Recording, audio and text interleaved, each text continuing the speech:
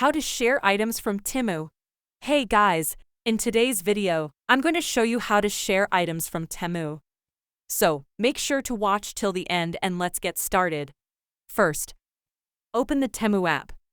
Next, find the product you want to share and open the product page.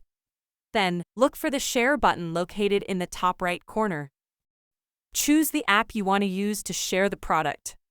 You can select one of the displayed apps or click on More for additional options.